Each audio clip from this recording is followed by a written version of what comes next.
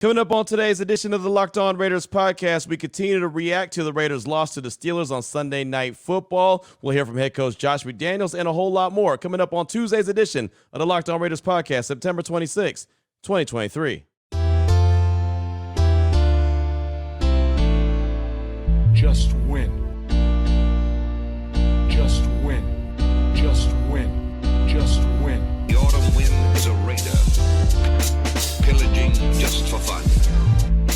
He'll knock you round and upside down and laugh when he's conquered and won. And won. And won. And won.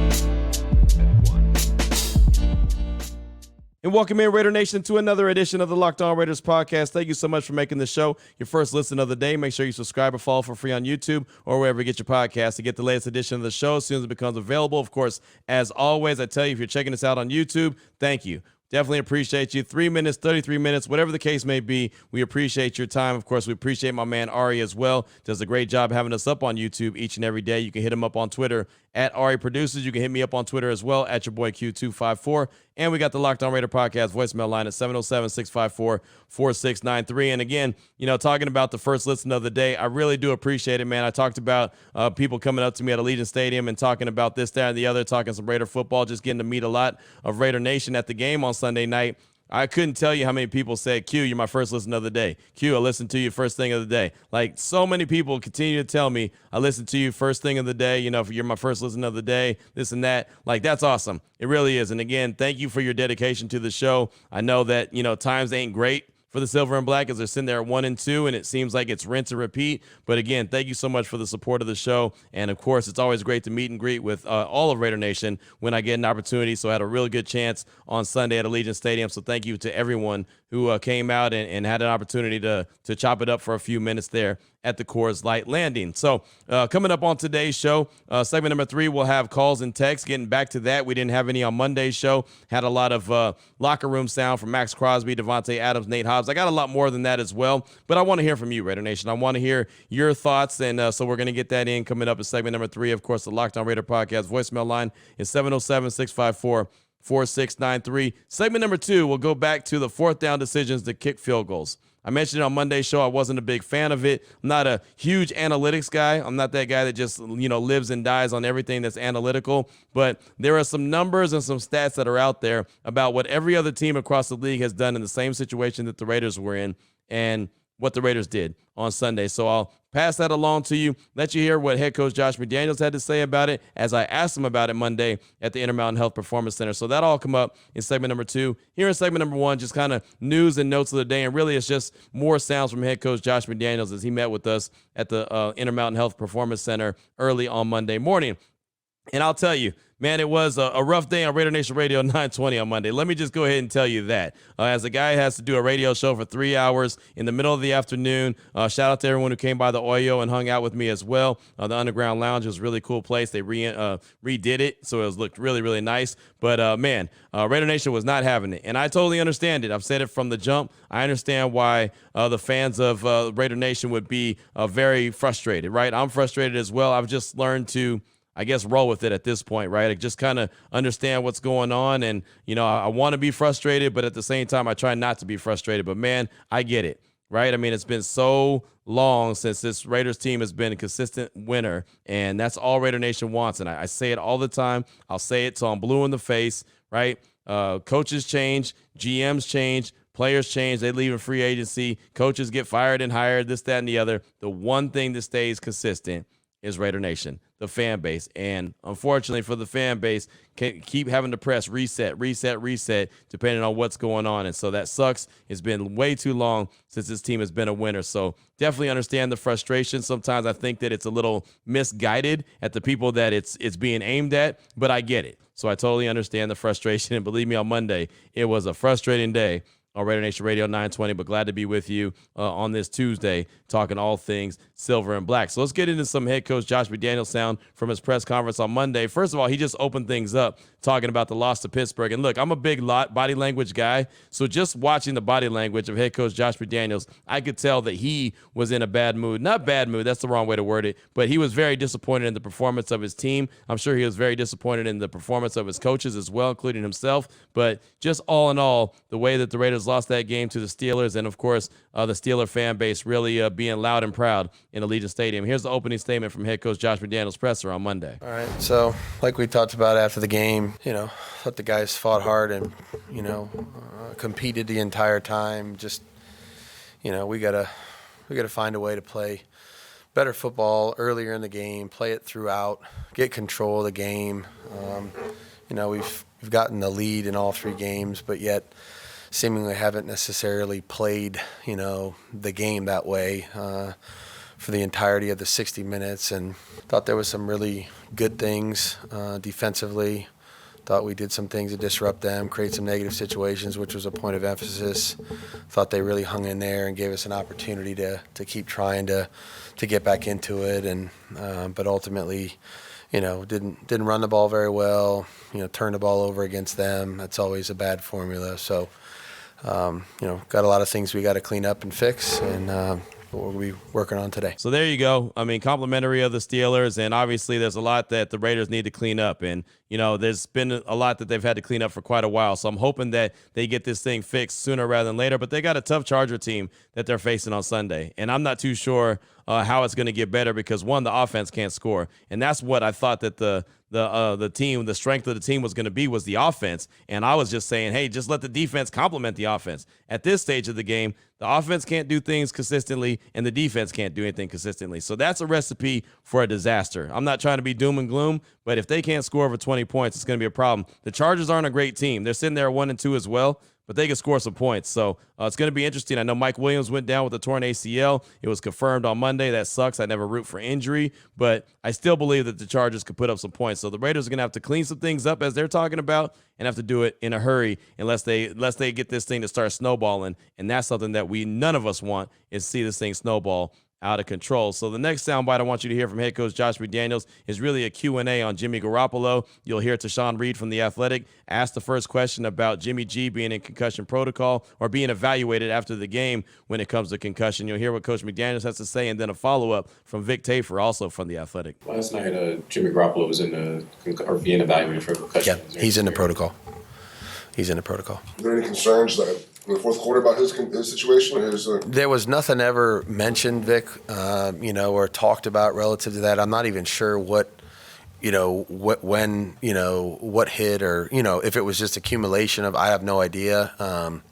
There was never a conversation about that, so I'm not sure exactly. And I haven't seen him yet this morning, so I'm not exactly sure when it took place or if it was just a culmination of things. So I found that to be pretty interesting, right? I mean, I knew that Jimmy G was being evaluated for a concussion following the game. That's what Will Kiss, the PR guy from the Raiders, came out and said after Josh McDaniels talked to the media. And now he's in the concussion protocol. There's nothing that the team can do to fast track him to be out there playing on Sunday against the Chargers. So if he passes the concussion protocol, then I'm sure he'll be out there. But if he doesn't, then what? Is it Aiden O'Connell? Is it Brian Hoyer? My gut feeling tells me it'll be Brian Hoyer just because. I don't think that they're ready to put Aiden O'Connell out there. I think that would probably set off guys like Devontae Adams, Josh Jacobs, and others that want to win games, right? And so if you put in Aiden O'Connell, maybe he is the next coming to Brock Purdy. Maybe he's really fantastic and he leads this team to a lot of wins, but maybe not. And then if not, then all of a sudden I could see there being some issues. But here's Josh McDaniels on if Jimmy G can't go, well, then what? Well, we'll prepare for everybody. We got to, obviously that would change things relative to Aiden also if Jimmy was not able to progress through the protocol to be able to play. So, we'll be hard at work to probably, manage that situation the best we can as it progresses through the week. So very non-committal right there, just talking about that they're going to evaluate everything, right? So it's one of those situations. They're going to evaluate everything. We'll see what happens. I guess best case scenario would be that Jimmy G is healthy and ready to go. He passes concussion protocol, then they don't have to worry about making that decision. But I know just from, getting tweets and calls and, doing radio shows and this, that, the other, when it comes to Raider Nation, a lot of Raider Nation is ready to see Aiden O'Connell anyway. Like, yeah, you know what? Put Jimmy G on the bench. We know what Brian Hoyer is. Go ahead and see what you got in Aiden O'Connell. And, one of the reasons why Raider Nation's ready to put Jimmy G on the bench is because he keeps turning the ball over. He's leading the league in turnovers right now, or interceptions, with 6, which is something that, we were told, well, he's not going to do that. He's going to protect the ball. He's going to be careful with the ball. And instead, he's been turning the ball over quite a bit. 3 games, 6 interceptions is not going to cut it. So Vinny Bonsignore asked Coach McDaniels if there's something he could put his finger on that can explain why Jimmy G is turning the ball over at the rate he is. No, I don't. I mean, I'm not gonna speculate or make excuses about that. I think, at there's certain times in every game where a quarterback, doesn't have what he wants to have available on a certain play, and each quarterback in the league goes through this every Sunday. And you have to make those split-second decisions, to either, put the ball into the ground or put it out of bounds, or, sometimes take a sack, sometimes scramble, whatever it might be. And we can't put trying to make a play above doing the right thing at times, and there's a fine line. He scrambled a few times yesterday and made some plays and kept some plays alive. And then there's some other times where you just got to make a good decision. But that's playing quarterback in the NFL, and he's done it well before. And we need to do that. We need to play turnover free, and we haven't really played a total complementary game yet because we haven't played a game without turnovers. And, if we can do that, see what the result is, and then maybe we can hit repeat and do that, a handful more times, that would be a good place for us to start. So there's Coach McDaniels right there. Can't really put his finger on exactly what's going on with Jimmy G, except for he says he's trying to make plays. And, one of the things that I was told, and my understanding was, Jimmy G was going to protect the ball. And I know I paid attention to what Jimmy G did in San Francisco, even in New England, but just thought that he was going to do a better job protecting the ball. So far through 3 games,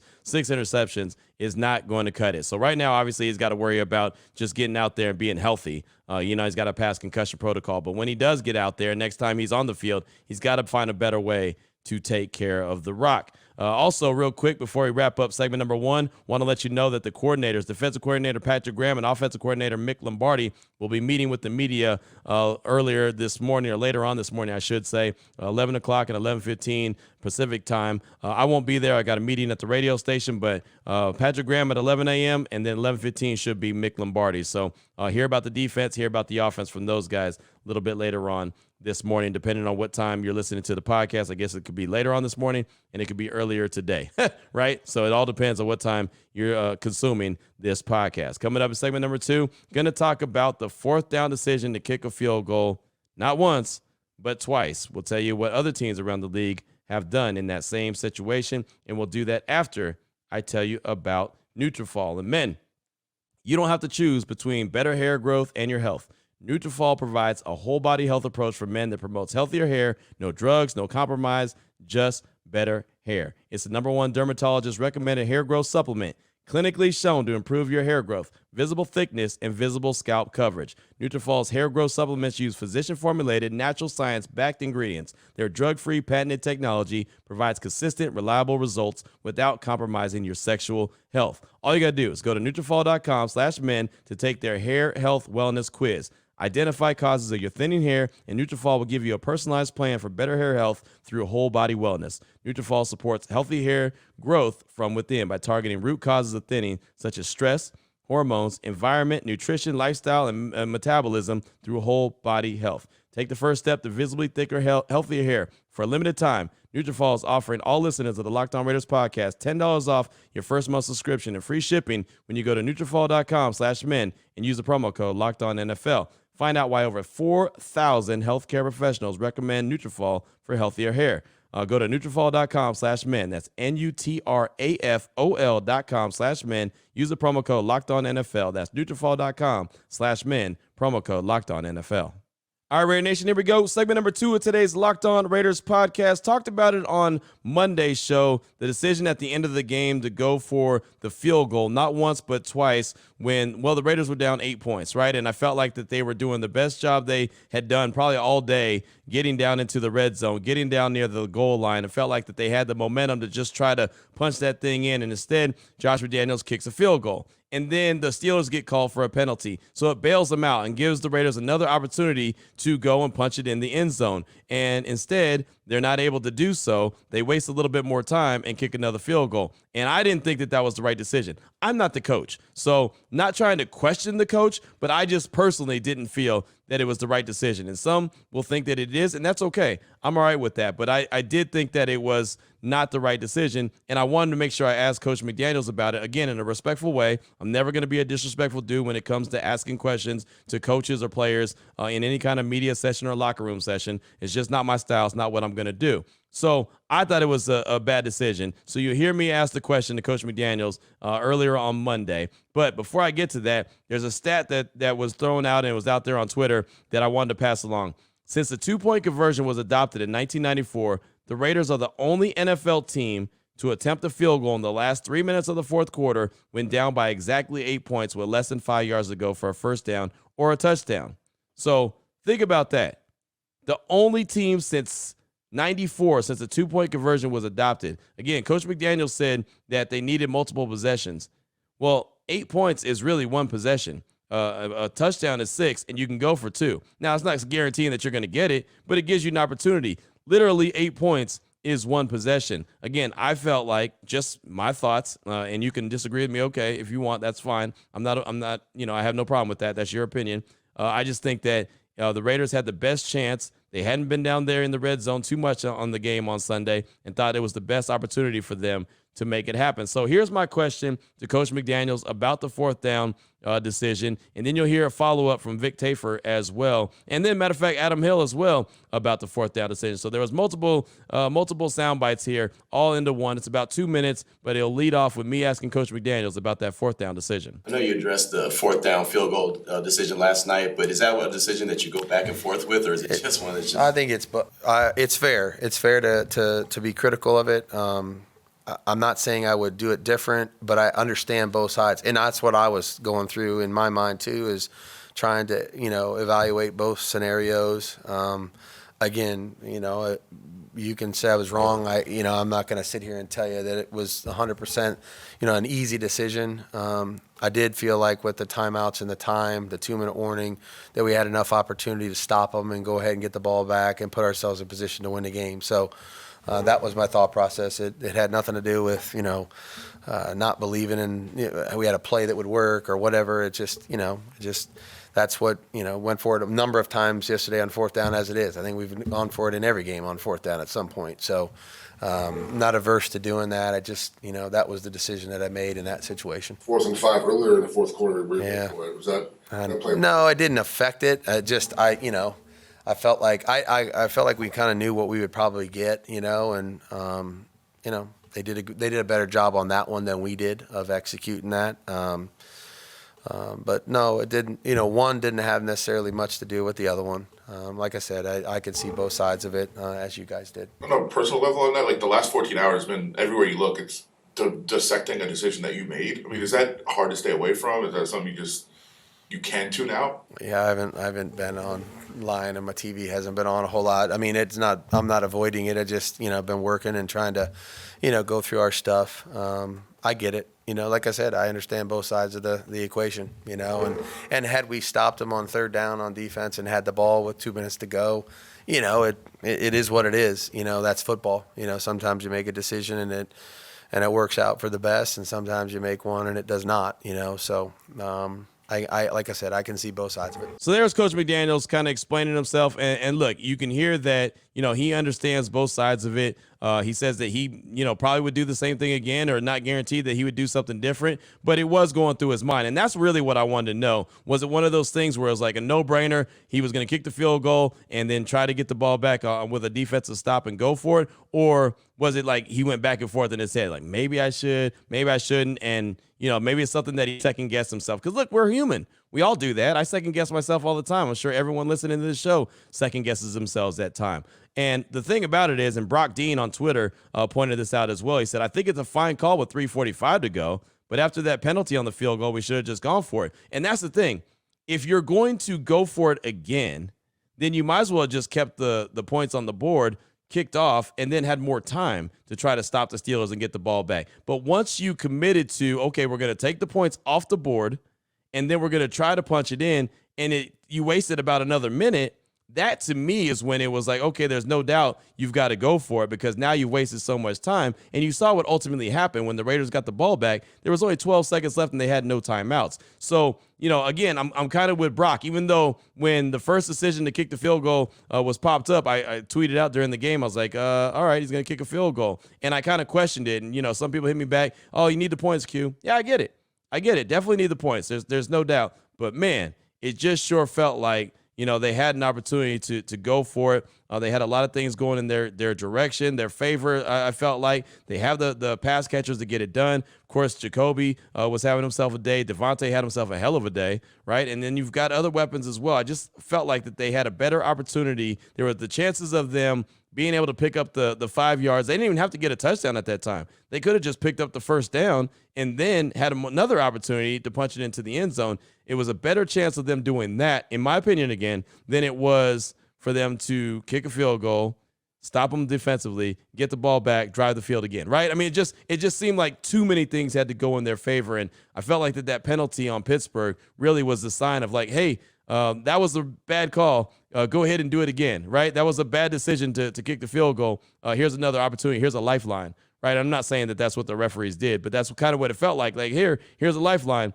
And then just to go and kick the field goal again didn't make a whole lot of sense to me. But again, he's the coach, not me, right? They're the ones making those calls. It just was my personal feeling that it was a better idea to go for it. And, I wanted to make sure that I asked him the question about that in the most respectful way to get a good answer out of him. And I thought that he answered it, good enough, right? That's what went through his mind. As long as he lets us know, and he doesn't have to, but as long as he let us know what was going through his mind in that decision, I mean, you got to live with it. It's not like you can take it back and do it again, but it was definitely something that I thought was a big deal. But let me make it perfectly clear. That's not the only reason the Raiders lost the game, right? I mean, there was the Marcus Peters put the ball on the ground. That was a touchdown right there that they could have had, right? There was other opportunities that they had. They could have, punched it in down there by the goal line, on that fourth down instead of kicking the field goal. Could have done that. I mean, there was multiple opportunities for the Raiders to make plays happen, right? They had busted coverages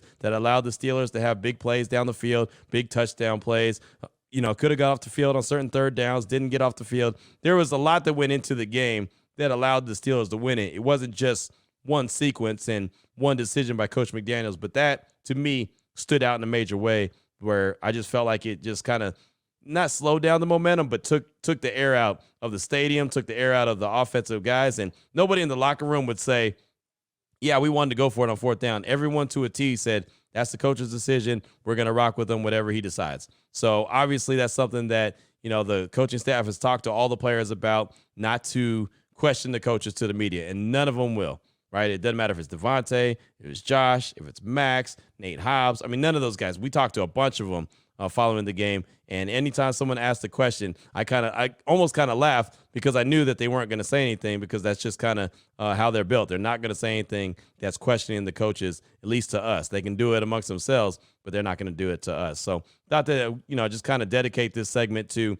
that fourth down decision, and I didn't like it, but it doesn't matter what I like. It matters what the Raiders do. And ultimately, they didn't get it done, and they lose the game 23-18 to the Pittsburgh Steelers. Now they prepare themselves for the LA Chargers coming up on Sunday at SoFi Stadium. Coming up in segment number 3, what's on your mind? Your calls and texts, 707-654-4693. We'll get to that after we tell you about FanDuel. Snap into action this NFL season with FanDuel. It's America's #1 sports book. Right now, new customers get $200 in bonus bets guaranteed when you place a $5 bet. That's $200 in bonus bets, win or lose. If you've been thinking about joining FanDuel, good. There's no better time to get in on the action. The app is super easy to use. There's a wide range of betting options, including spreads, player props, over-unders, and a whole lot more. Visit FanDuel.com/lockedon. Kick off the NFL season the right way with FanDuel, the official partner of the NFL. Here we go, Raider Nation. Segment number 3 of today's Locked On Raiders podcast. Your calls and texts straight off that Locked On Raider podcast voicemail line, 707-654-4693. Let's start things off with a call from Raider Adam out the 916. He's calling to talk about the game. Josh Jacobs getting going towards the end of the game, and also talks about defensive coordinator Patrick Graham. Here he is, Raider Adam out the 916. Thank you. This is, I would like to call myself a Raider Adam here. I just want to kind of break down what I saw from the game from Sunday night. I just want to say I was disappointed, but Raider Nation, I will not hit the panic button yet. And the reason is because I think JJ finally got going later in that game. You saw flashes of his old self. He was explosive. I think there was one play where he chucked one of the Steelers defenders, but he had back-to-back first downs. And I honestly wanted to keep on feeding JJ, but it was kind of later in the game and we were down. But man, we got to get this guy going because it just opens up the entire offense. And you can see what he can do with play action. It keeps the defense on their toes, and it also keeps the defense rested on their sideline. But yeah, I was disappointed. I am really worried about Patrick Graham's play calling. I think it's atrocious at some times, calling the corner blitz on, I think it was 3rd and 2 that iced the game for the Steelers. But I don't know, man. Hopefully it gets turned around quickly. But I think JJ should have a big game against the Chargers, hopefully. I mean, we got to get this guy going unless we just can't simply win games when Jimmy G is throwing the ball 30, 40 plus times. I think it's unsustainable when he does that. And our offense becomes too predictable. And, so that's all I got to say.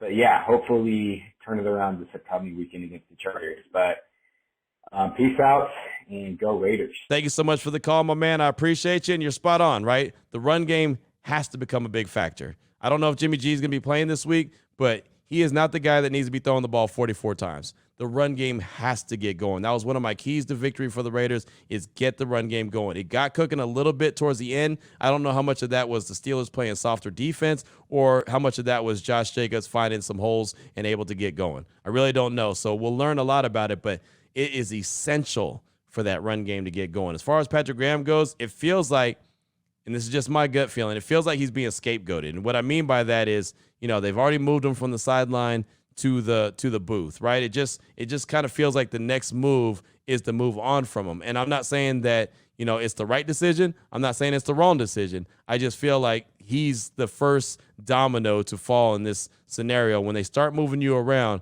that's when all eyes are on you. So that's just my gut feeling of what's going on here, is that Patrick Graham is going to get the heat before anyone else gets the heat. But we'll see, right? He's got, he's got to start calling some really good games. The defense has got to start clicking, and I don't know if they're going to do that or not. It could be a talent thing. It could be a scheme thing. It could be a combination of both, but they're just not getting it done. But Raider Adam, thanks so much for that call. I do appreciate you.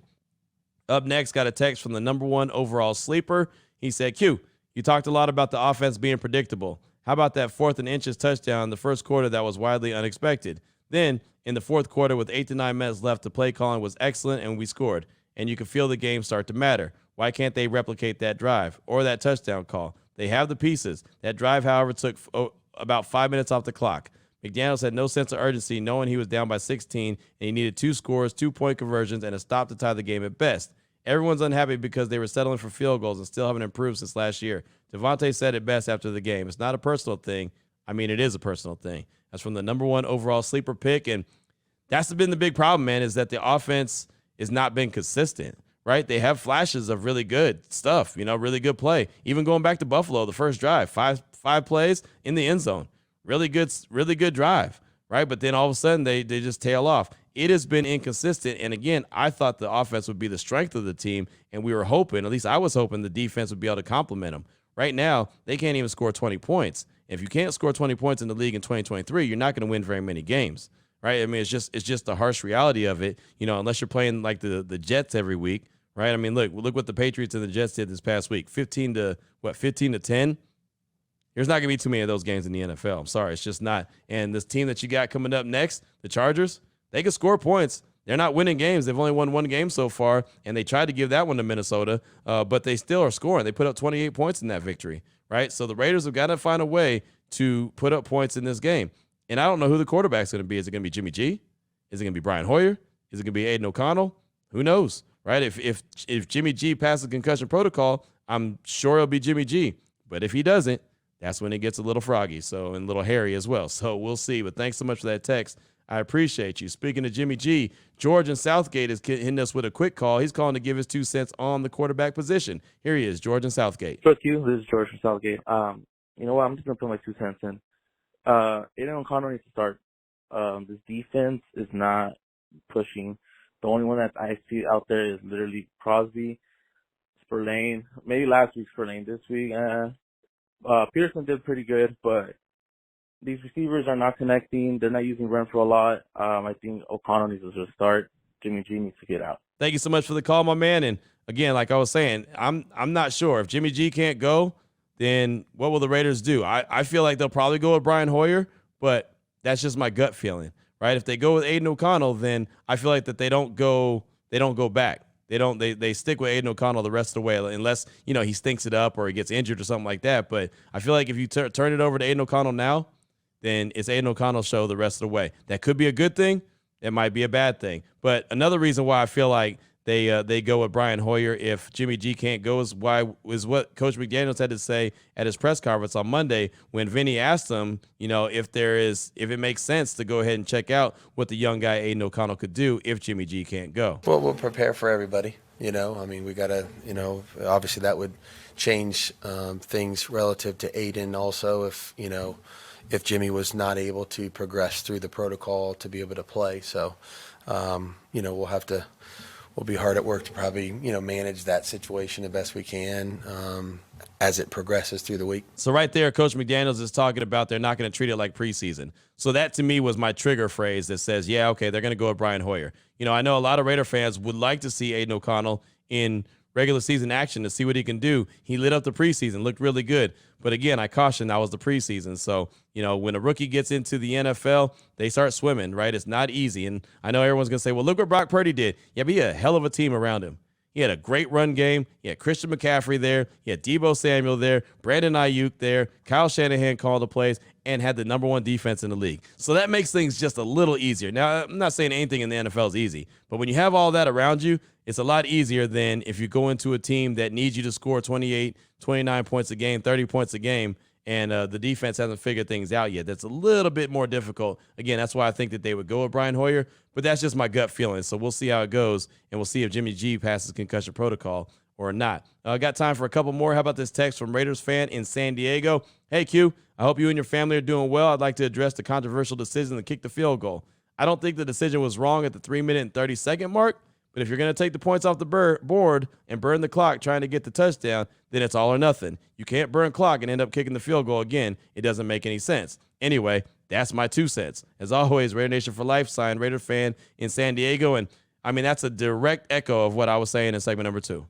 And that's why I brought up what I brought up. Again, don't want to question the coaches, don't want to call them out, this, that, and the other, because, they're the coaches and not me. Right, all I can do is react to what's going on the field. That's how I operate. Some people like it, some people don't. That's fine. So be it. I'm good with that. But I'm with you, Raider fan in San Diego. I feel the exact same way. If you're going to take the points off the board, then you have to go for the touchdown. You can't kick a field goal because all you did was waste time that you so desperately needed. So thanks so much for that text. I do appreciate you. Got time for one more call. We'll take this one from Windy City Raider. He's calling to talk about the direction of the team and if I have any clue of what exactly that vision is. Here he is, Windy City Raider. Hey, Q, Windy City Raider here. One of the things I appreciate about you is that you keep a level head. You're not ranting and raving when things don't go well, and things have not gone all that well for the Raiders the last couple of decades, all things considered. But I'm curious about your take right now because I don't know what this team is doing. I don't know what management is doing. I don't know what ownership is doing. And in my life, I can put up with a lot, whether it's my work, personal life, whatever. I can put up with a lot if I know where we're headed. I'll climb a mountain if I know what's waiting for me once we get to the peak. And I don't have any clue what is going on with this team. At least when Derek was here, and I'm not going to relitigate Derek being here. He's gone, and whether he should be gone or whatever, it's inconsequential at this point. He is gone. But when he was here, at least I had a vague notion that we were trying to build a winning program. And right now, I don't know what is happening. And so I'm curious, what you think. If does ownership have a plan to win Super Bowls? Because to me, that's what Just Win Baby should represent. Although at this point, I'm not sure if it's anything other than just a slogan to put on T-shirts to sell them. So I'm curious, just with your experience with the team, is there vision at ownership level, at management level, at running the team level? What are we trying to do? What's the project? So thanks for everything you do. Appreciate you. And yeah, thanks you. Thanks so much for the call, my man. I appreciate you. And look, from my understanding, and this is just my understanding, and this is really from my observation and talking to Dave Ziegler, talking to Josh McDaniels, talking to these guys at different settings like the owners' meetings in Phoenix or the Combine, I believe that this staff really wants to build this team through the draft. They want to be able to draft and develop and build this team where all they're doing is going out and signing free agents to fill a hole here or there, similar to what San Francisco's done. I feel like the vision of this team is what John Lynch and Kyle Shanahan have done in San Francisco. And if you remember, when they first were hired, there was a lot of lumps that they took early. There was a lot of questions. A lot of people were saying John Lynch is a terrible GM. Then all of a sudden he got things turned around, right? He was able to hit on some picks, hit on some first-round picks, get that defensive line built up. And then the defense was stellar. They went to the Super Bowl. They lost, but, that they're a contender. Now, I'm not saying that Dave Ziegler and Josh McDaniels are Kyle Shanahan and John Lynch,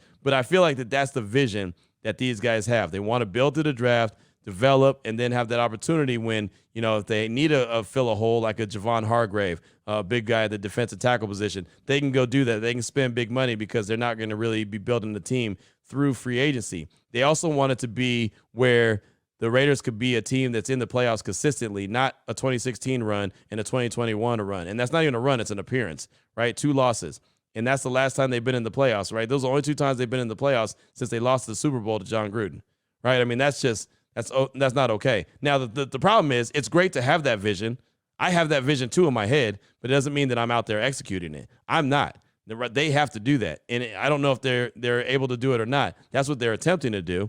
But that means a guy like Tyree Wilson has got to be a good player, a really good player. They picked him number 7 overall for a reason. That means a guy like Byron Young has got to be a good player. That means a guy like Michael Mayer has got to be a standout player. Jacorian Bennett, same thing, right? When you're going and drafting these guys, you need them to be big-time playmakers, right? If that's how you're going to try to build your team. And right now the jury's out if those guys are going to do that or not, right? Even going back to last year's draft, Dylan Parham is a good player in my opinion, right? Thayer Munford is a good player in my opinion, but outside of that, we don't know what Zamir White is.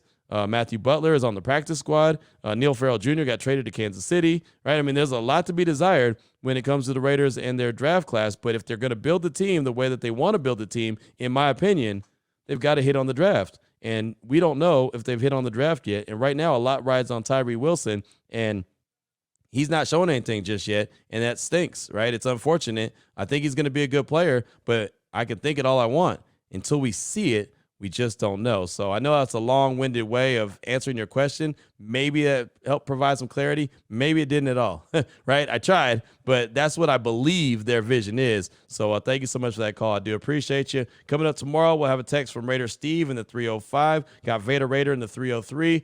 Some other calls that we'll get to, some other texts that we'll get to. If Patrick Graham or Mick Lombardi say anything that's worth the salt, we'll bring it to the show. We'll have more news and notes, and we may spend one more day talking about this loss in Week 3 to the Pittsburgh Steelers before we officially turn the page to the LA Chargers. Of course, Thursday will be the crossover edition. David Drogemeyer, host of Locked On Chargers, one of the hosts of Locked On Chargers, him and Daniel Wade. We'll talk to one of them or both of them on Thursday talking about the Raiders and Chargers. Of course, we'll have keys to victory for this game coming up Week 4 in LA on Friday and then head into the weekend just like that. These things go quick, fast, and in a hurry. So until tomorrow, Raider Nation, take care of yourself, take care of your family, love on your family. Most importantly, as always, just win, baby.